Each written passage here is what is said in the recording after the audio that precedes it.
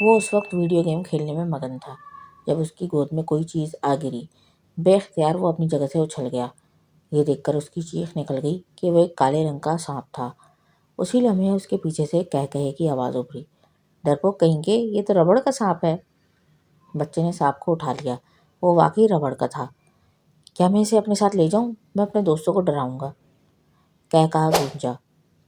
صرف دوستوں کو؟ تمہیں یاد ہے نا اس کہانی میں بچہ اپنی امی کو کس چیز سے ڈراتا ہے؟ اور بچے کی آنکھیں کسی خیال سے چمکنے لگیں۔ ہمنا اس وقت فریج صاف کر رہی تھی۔ وہ چاہ رہی تھی کہ ننھے مہمان کی آمد سے قبل وہ کچھ اہم کام نپٹا لے، کیونکہ وہ جانتی تھی کہ پیدائش کے کچھ عرصے بعد تک وہ گھر کو ٹھیک سے ٹائم نہیں دے پائے گی۔ آج زین کی چھٹی تھی۔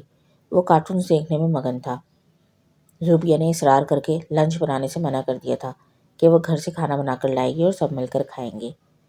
ہمنا صفائی سے فارغ ہوئی تھی کہ اسے محسوس ہوا کہ کوئی چیز اس کے پیروں پر رینگ رہی ہے۔ اس نے چونک کر دیکھا تو کالے رنگ کا سانپ نظر آیا۔ وہ بے اختیار چیختی ہوئی بھاگنے کے لیے مڑی، مگر اس حالت میں اپنا توازن برقرار نہ رکھ سکی اور کچن کے فرش پر گر پڑی۔ درد کی تیز لہر اٹھی اور وہ اندھیروں میں ڈوبتی چلی گئی۔ اس واقعے کے بعد شارق نے ہمنا کو سختی سے گھر کے کام کرنے سے منع کر دیا تھا۔ وہ تو یہ سوچ کر بھی دہل جاتا تھا کہ اگر اس دن وہ اتفاق سے فائل لینے گھر نہ آتا تو آج ہمنا زندہ سلامت اس کے پاس نہ ہوتی۔ اللہ کے کرم اور ڈاکٹرز کی بھاگ دوڑ کی بدولت ہمنا نہ صرف بچ گئی تھی بلکہ ان کا ہونے والا بچہ بھی محفوظ تھا۔ بعد میں انہیں اندازہ ہو گیا تھا کہ ہمنا کے پیروں پر سانپ ڈالنے کی شرارت زین نے کی تھی، مگر ہمنا نے غصے سے آگ بگولا ہوتے شارق کو اس سے باز پرس کرنے سے روک دیا، کیونکہ وہ نہیں چاہتی تھی کہ شارق اسے مارے پیٹے۔ ہمنا نے سوچا کہ وہ زین کو خود سمجھائے گی۔ اس کے بیڈ ریسٹ کے دوران زوبیہ نے واقعی دوستی کا حق ادا کر دیا تھا۔ ہمنا کے پرہیزی کھانے سے لے کر زین اور شارق کے لنچ اور ڈنر کی ذمہ داری بھی اس نے اٹھا لی تھی، یہاں تک کہ گھر میں ضرورت کی چیزیں ختم ہونے پر وہ خود ہی لے آتی۔ اب تو شارق بھی اس کے اعلیٰ اخلاق اور مروت کا گرویدہ ہو گیا تھا۔ اپنی خدمت کرواتے ہوئے ہمنا شرمندہ ہوتی تو وہ اسے ٹوک دیتی، شرمندگی کی کوئی بات نہیں، مجھے اپنی بہن سمجھو، اور ویسے بھی میں تمہارے صحت یاب ہونے کا انتظار کر رہی ہوں، پھر سب سود سمیت وصول کروں گی۔ اس کی بات پر ہمنا ہنس دی۔ زین تو اب اسکول سے آتے ہی زوبیہ کے گھر بھاگتا تھا، کیونکہ وہ بھی بالکل اس کی ماں کی طرح فرمائشیں پوری کرتی تھی۔ ویسے بھی پچھلے کچھ دنوں سے ہمنا اپنی حالت کی وجہ سے کچھ چڑچڑی ہو گئی تھی اور اکثر زین کی بڑھتی ہوئی شرارتوں اور فرمائشوں پر اسے ڈانٹ دیا کرتی تھی۔ اسی لیے زین کے لیے زوبیہ کا گھر بہترین پناہ گاہ تھا۔ ہمنا ان دنوں زین کے بدلتے ہوئے رویے سے بہت پریشان تھی۔ وہ رفتہ رفتہ بدتمیز اور ضدی ہوتا جا رہا تھا۔ شارق سے کچھ کہنا بیکار تھا، وہ اس سے سختی سے نپٹتا، جو ہمنا کو قطعی منظور نہ تھا۔ پریشان تو شارق بھی تھا کہ اس سے زین کے حوالے سے کہاں کوتاہی ہو رہی ہے۔ وہ چاہتا تھا کہ زین کو یہ یقین دلائے کہ اس کے مما پاپا اس سے بہت پیار کرتے ہیں، لیکن بزی ہونے کی وجہ سے اسے ٹائم نہیں دے پا رہا تھا۔ حسب توقع ایک خوبصورت صبح وہ اور شارق ایک اور پیارے سے بیٹے کے ماں باپ بن گئے۔ زین بھی ان کے ساتھ اسپتال میں تھا اور اپنے چھوٹے بھائی کو دیکھ کر بہت ایکسائٹڈ تھا۔ بار بار اسے گود میں لینے کی ضد کرتا، مگر شارق نے اسے 2 بار گود میں دینے کے بعد اس کی ضد پر ڈانٹ دیا۔ زین مچلنے لگا تو شارق نے اسے مہمانوں کے سامنے ہی لتاڑ دیا، جس پر وہ اٹھ کر کمرے سے باہر نکل گیا۔ زوبیہ یہ سب دیکھ رہی تھی، اس لیے اس نے ہمنا سے زین کو اپنے گھر لے جانے کی اجازت مانگی۔ ہمنا نے زین کی بیجا ضد کا سوچ کر حامی بھر لی۔ اس طرح زوبیہ کو زین کا برین واش کرنے کا مزید موقع مل گیا۔ زندگی اچانک ہی بہت مصروف ہو گئی تھی۔ گھر کے کاموں اور ننھے آذر کی ذمہ داریوں میں ہمنا کے پاس سر کھجانے کی فرصت نہیں ہوتی تھی۔ اس نے سوچا تھا کہ زین کو وقت دے گی، وہ بات خیال ہو کر رہ گئی تھی۔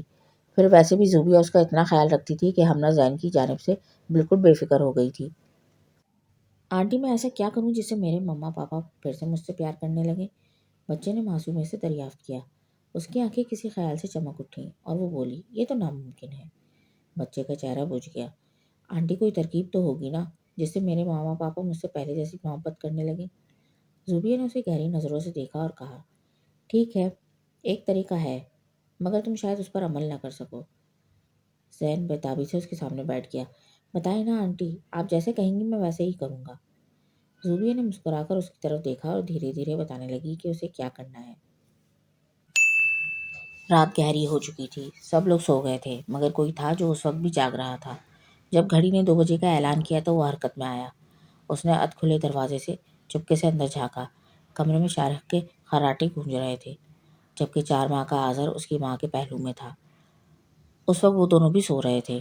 اس نے آگے بڑھ کر کوئی آواز کیے بغیر آذر کو گود میں اٹھا لیا اور چوروں کی طرح گھر کے دروازے سے باہر نکل ہی رہا تھا کہ آذر نے زور زور سے رونے شروع کر دیا۔ رات کے سناٹے میں چیرتی یہ آواز بہت دور تک گئی تھی۔ ہمنا اور شارق اٹھ گئے تھے۔ زین کے قدم جہاں تھے وہیں رک گئے۔ وہ جانتا تھا کہ اب اس کی خیر نہیں۔ ہمنا اور شارق یہ منظر بھی یقینی سے دیکھ رہے تھے اور ہمنا نے جھپٹ کر اس کے ہاتھوں سے روتے ہوئے آذر کو لے لیا اور شارق پر صورتحال واضح ہوئی تو بے اختیار وہ زین پر ہاتھ چھوڑ بیٹھا۔ بول، اس وقت کہاں لے کر جا رہا تھا تو اپنے بھائی کو؟ آدھی رات کو چوروں کی طرح اگر یہ نہ روتا تو اسے کہاں لے کر جانے والا تھا تو؟ زین بری طرح رو رہا تھا۔ گیٹ پر ایک ہنگامہ برپا تھا۔ ایک ایک کر کے محلے والے اکٹھے ہونے لگے۔ ہمنا نے آگے بڑھ کر شارق کو مارنے سے روکا۔ اس سے برداشت نہیں ہو رہا تھا۔ آخر زین 6 سال کا بچہ ہی تو تھا۔ زین کو اس نے محبت سے چپٹا لیا۔ محلے والے بھی حیرت سے سارا ماجرا دیکھ رہے تھے۔ ہمنا نے زین سے پوچھا کہ کس نے اسے ایسا کرنے کے لیے کہا تھا۔ بار بار پوچھنے پر زین نے زوبیہ کا نام لیا تو سب کو سانپ سونپ گیا۔ زین کے مطابق زوبیہ نے کہا تھا کہ وہ رات کو چپکے سے آذر کو لے آئے۔ وہ آذر کو اپنے پاس رکھ لے گی اور اس طرح اس کے مما پاپا اسے دوبارہ پہلے کی طرح ٹائم دینے لگیں گے۔ شارق اسی وقت محلے کے دوسرے لوگوں کے ہمراہ زوبیہ کے گھر چل پڑا، جو شور سن کر فرار ہو چکی تھی۔ سب نے فیصلہ کیا کہ صبح ہوتے ہی اس کے خلاف تھانے میں رپورٹ کروائی جائے گی۔ صبح ہوتے ہی شارق اور محلے کے دیگر لوگ تھانے میں رپورٹ لکھوانے گئے، مگر کسی کو بھی سمجھ میں نہیں آ رہا تھا کہ آخر زوبیہ کا مقصد کیا تھا۔ شارق جب گھر آیا تو زین اسے دیکھ کر خوفزدہ ہو کر چھپ گیا۔ شارق زین کے پاس گیا اور اسے پیار کیا تو وہ حیرت سے پوچھنے لگا، پاپا کیا آپ مجھ سے اب بھی پیار کرتے ہیں؟ اس کے معصومانہ سوال پر شارق کو زین پر پیار آیا۔ اس نے اسے پیار کیا اور کہا، مما پاپا آپ سے بہت محبت کرتے ہیں بیٹا۔ وقت گزرتا گیا۔ 1.5 سال بعد ایک روز تھانے سے فون آیا کہ زوبیہ نامی عورت گرفتار کر لی گئی ہے۔ شناخت کے لیے شارق کو تھانے بلایا جا رہا تھا۔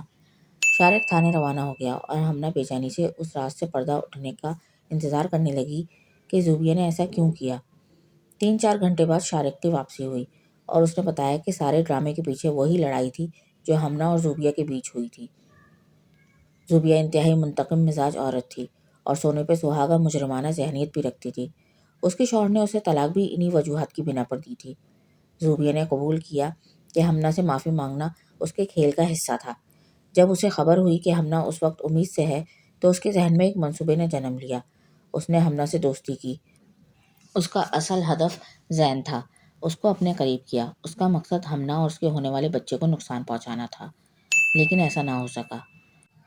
زوبیہ ہار ماننے والی نہیں تھی۔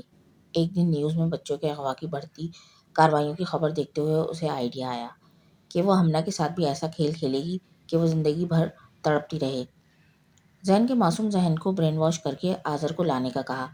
دوسری طرف زوبیہ نے اپنے ایک دوست کے ذریعے چند بدمعاشوں سے رابطہ کیا کہ وہ زین اور آذر کو ان کے حوالے کرتی اور وہ آگے جرائم پیشہ گروہ کو بیچ دیتے۔ زوبیہ کو اس کام کی تگڑی رقم ملتی اور الزام بھی نہ آتا۔ شارق سے یہ سب سن کر ہمنا دہل سی گئی۔ وہ سوچ بھی نہیں سکتی تھی کہ زوبیہ انتقام کے لیے اس حد تک گر سکتی ہے۔ اگر اس رات آذر نہ روتا تو آج اس کے بچے اس کے پاس نہ ہوتے اور ہمنا تو ان کے غم میں کب کی پاگل ہو چکی ہوتی۔ بے شک مارنے والے سے بچانے والا بڑا ہے۔ ہمنا نے زین اور آذر کو سینے سے لگا لیا اور اس کی آنکھوں سے تشکر کے آنسو رواں ہو گئے۔